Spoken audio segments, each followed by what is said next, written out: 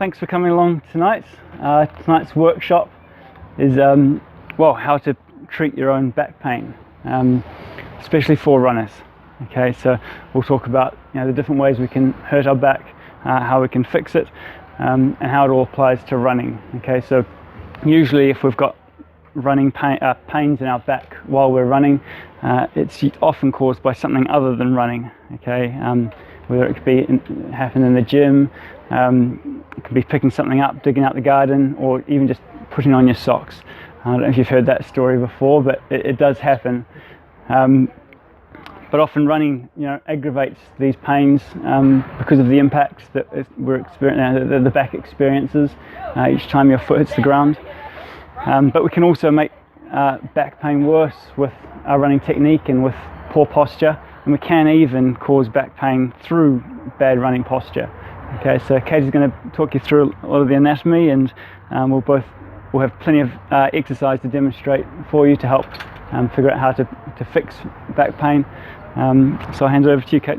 All right, so I'm going to start with a little bit of anatomy. You know me, I like you to all be educated.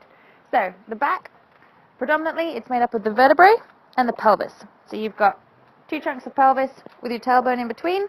For our ladies, it's a bit more of a mobile structure due to our hormone changes. For our gentlemen, it's a much more stable structure, the pelvis. For women, we have a heart-shaped pelvis, which changes our loading and our mechanism. It's also what enables us to be childbearing.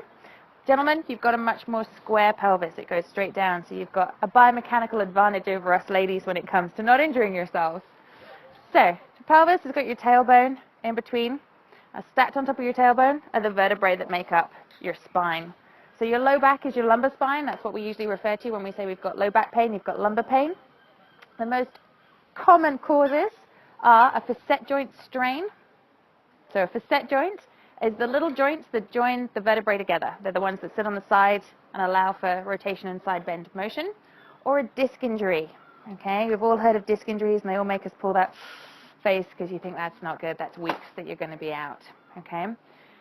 The biggest thing that causes problems in the lumbar spine, you know me, it's posture. So there's two really common forms of posture that we see.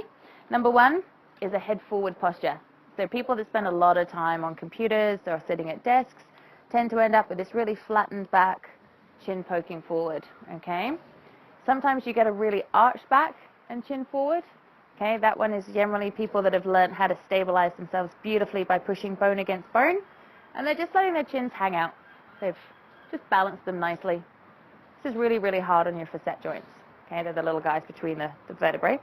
The other one that we see, and this is more common amongst the male population, is a sway back posture. You guys have figured this out. You're just going to hang old back here.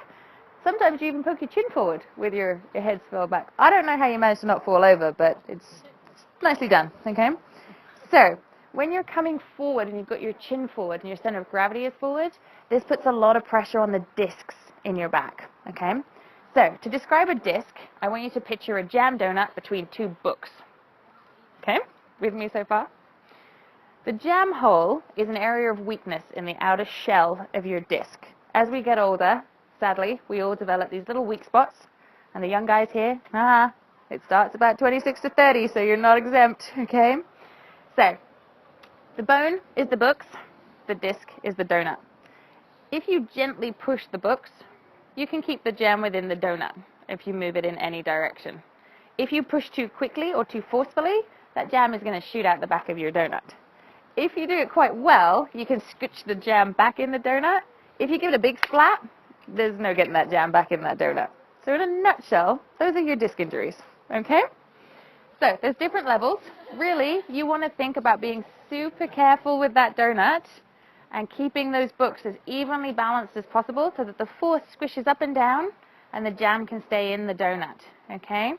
If you're pushing too far in either direction, may not end well for that donut, okay?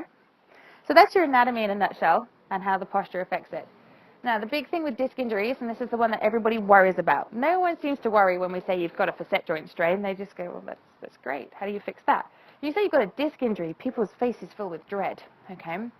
The biggest, most common cause of a disc injury is rotation in a flexed position, okay? Shoes, putting socks on, pulling out that innocent little weed in the garden, Those are all things that will cause an overload of your disc. If you're in either of my postures, you've already put a little bit more load through one structure or another, and that's where you're going to start to have problems.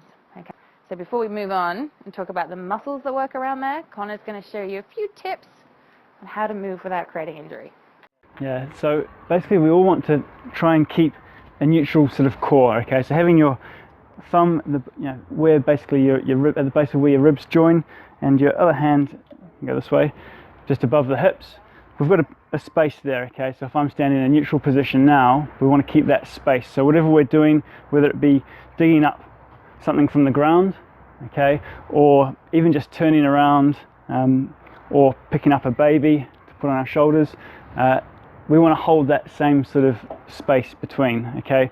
As soon as we close that gap and we go to pick up a heavy bit of dirt or a child, okay, you can see here that the back is head to round, okay? That gap has closed down, okay? Whereas if I was to open that gap back up, okay, you're not going to do this before you get your spade out, but it will pay for you to practice just to feel right. So if I'm going to come down and keep that gap between my hands, then this is the position, this is what my back feels like to stay in this neutral position, okay? But basically you can avoid all sorts of back problems just by, keeping that spine neutral, okay? And it literally, it's so easy to do, but so few of us think about it.